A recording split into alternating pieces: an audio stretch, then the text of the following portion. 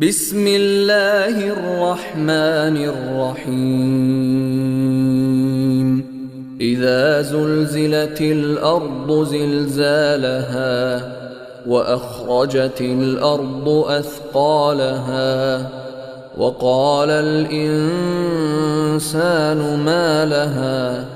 يومئذ تحدث أخبارها بأن ربك أوحى لها يومئذ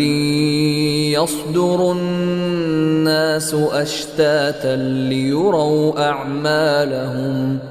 فمن يعمل مثقال ذرة خيرا